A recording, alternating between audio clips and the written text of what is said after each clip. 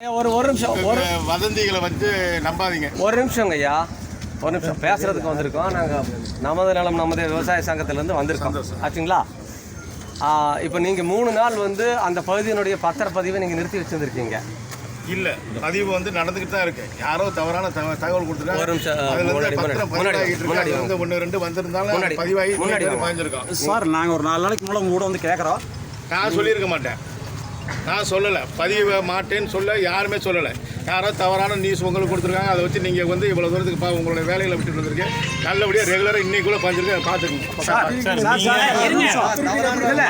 முதல்வர் மக்களோட முதல்வர் அன்னைக்கு கூட நீங்கள் வந்து நிறுத்தி வைக்க சொல்லியிருக்காங்க. நீங்கள் சொல்லியிருக்கீங்க, அப்பவே சொன்னீங்க. நீங்கள் அதுக்கப்புறம் தான் நாங்கள் வந்து பிரச்சனை பண்ணுறோம் அப்படிங்கிறதுக்காக தான் நீங்கள் எழுத்து வடிவில் நீங்கள் வந்து இன்னிலிருந்து பண்ற அப்படின்னு சொல்லியிருக்கீங்க. அதுக்கு முன்னாடி நீங்கள் 3 நாள் நிறுத்தி வச்சிருக்கீங்க. உங்க ஏங்க ஒரு நிமிஷம் இருங்க. இல்ல என்ன நினைச்சிருங்க இருங்க ஒரு நிமிஷம். இல்ல அவர் ஏதோ பெரிய இது மாதிரி நினைச்சிருக்காரு, ஜாக்கிரதை சார். இல்ல நீங்க ஒரு நிமிஷம், நீங்க பாட்டுக்கு போறாங்கறீங்க. இல்ல இருக்கு செல்வம் செல்வம் ஒரு நிமிஷம்.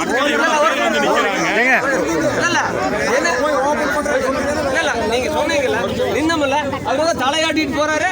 என்ன நினைச்சிருக்கீங்க? போலீஸ் உங்களுக்கு வந்து பாதுகாப்பு நின்று இருக்கு நினைக்கிறீங்களா?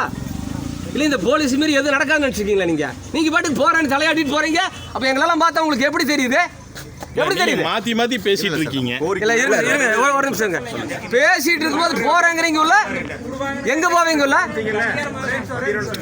இருங்க பேசாதீங்க. இல்லை நாங்கள் பேசிட்டு இருக்கும்போது நீங்கள் தலையாட்டி இப்படி சொல்லிட்டு போனோன்னா அதை அப்படியே கேட்டுருக்கிறதுக்கு எங்களெல்லாம் பார்த்தா உங்களுக்கு அப்படி தெரியுதாக்கு? கேட்கறது ஒழுக்கமா பதில் சொல்லுங்க. கம்ப்ளைண்ட் ரெடி பண்ணி வச்சிருக்கிறோம். இதே செல்வம் உங்க மேல எஃப்ஐஆர் போட்டு ரிமாண்ட் பண்ண ஞாபகம் வச்சுக்கோங்க. இல்லைன்னா செல்வத்துக்கிட்ட தொங்கிட்டு இல்ல, ஆன்லைன்ல கம்ப்ளைண்ட் ரெஜிஸ்டர் பண்ணிட்டு நான் ஹைகோர்ட்ல டைரக்ஷன் வாங்கிட்டு வந்துருவேன். என்ன நினைச்சு பேசிட்டு இருக்கீங்க? உங்க பேர் என்ன முதல்ல அதை சொல்லுங்க. செல்வா ஒரு நிமிஷம். முதல்ல அவர் வந்து சரியா நடந்துக்கணும் பாருங்க. உங்களோட கடமை என்ன? அவர் இப்படி காட்டிட்டு இன்னைக்கோட பண்ணிருக்கா போறேன் அப்படின்னு போனா பத்திரப்பதிவு தடை இல்லைன்னு அன்னைக்கு நம்ம சொல்லி முதல்ல அவர் உள்ள போறேன்னு சொல்லக்கூடாது. நாங்க வேலையில அதை வந்து திறமை நின்று இருக்கிறோமா?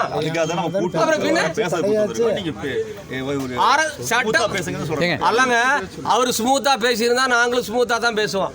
என்ன சொல்லியிருக்கணும்? கொஞ்சம் நீ தள்ளி இல்லைங்க. நீங்க நடுவில் நிக்கிறத பார்த்தா ஏதோ நான் அவர் அடிச்சு போடுற மாதிரியும் நீங்க இப்படி குறுக்கணும்னு அப்படியே இல்ல. ஒரு அவரோட முகத்தை பார்த்து உங்க பேர் சொல்லுங்க. செல்வ பாலமுருகன். செல்வ பாலமுருகன் ஒன்று தெரிஞ்சுக்கங்க. நீங்க இந்திய அரசியலமைப்பு சட்டப்படி அரசு பணியாளராக நியமிக்கப்பட்ட ஒரு அரசு பணியாள். உங்களுக்கான ஊதியத்தை அரசு எங்களுடைய வரிப்பணத்திலிருந்து வழங்குகிறது. சட்டப்படியான ஆட்சி நடக்குது.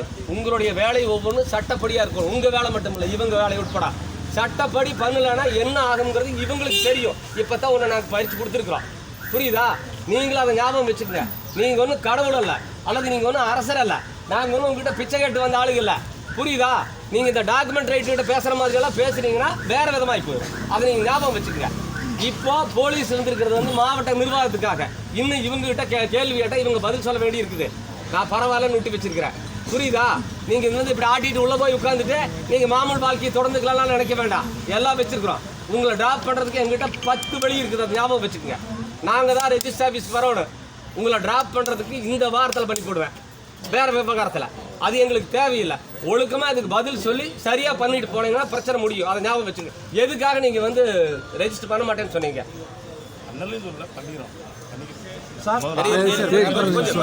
செல்வ இது என்ன பதில்?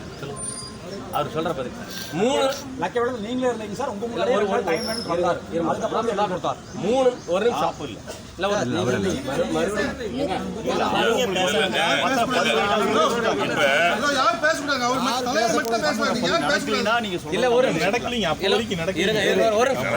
ஒரு நிமிஷம் இங்க பாருங்க. நான் வந்து ஜென்ரலா பேசுறேன்.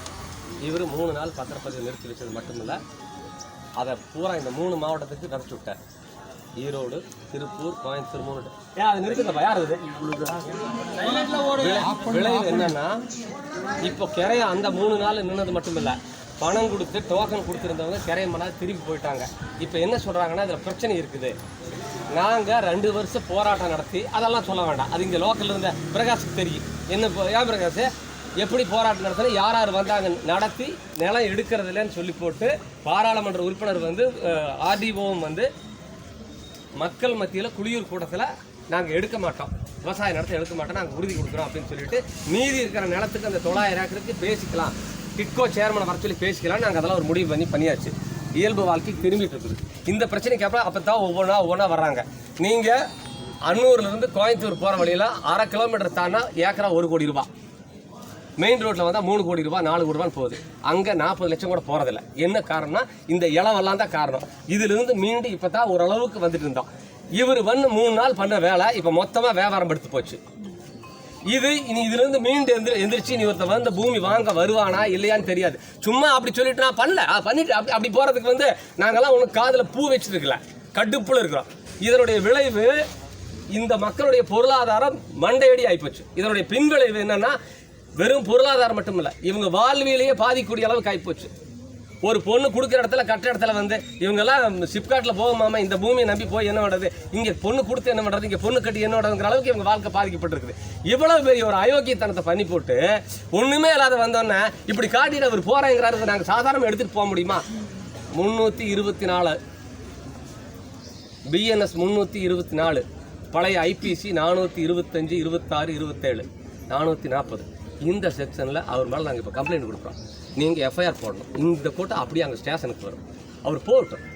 நான் என்ன சொல்கிறேன், எதுக்கு பேசுகிறதுக்கு கூப்பிட்டேன்னு சொன்னேன். இதெல்லாம் பண்ணுறதுக்கு இதெல்லாம் தேவையில்லை, நாங்களாம் அங்கே உட்காந்து பண்ணிடலாம். நீங்கள் பண்ணலன்னு சொன்னால் ஆன்லைனில் ரெஜிஸ்டர் பண்ணி போட்டு ஹைகோர்ட்டில் ஒரு டேரக்ஷன் வாங்கிட்டு வந்துடலாம். ரொம்ப நேரம் ஆகாது. எங்கள்கிட்ட எவிடன்ஸ் இருக்குது. அவரெல்லாம் நான் சொல்லலை அப்படின்னு சொல்கிறதுலாம் ஆகாது. ஒரு வாய்ப்பு, செஞ்ச தப்பை திருத்திக்கிறதுக்கு ஒரு வாய்ப்பு. பாதிக்கப்பட்ட மக்கள் இருக்காங்க, அதுக்காகத்தான் பாலமுருகன் சரிதானே சொல்கிறாங்க, பாலமுருகனுக்கு ஒரு வாய்ப்பு கொடுத்துருக்குறோம். இந்த பஜனையெல்லாம் பாடிட்டு இருந்தால் அது மற்றவங்க கிட்ட நடக்கும், எங்கிட்ட அதெல்லாம் நடக்கவே நடக்கும்.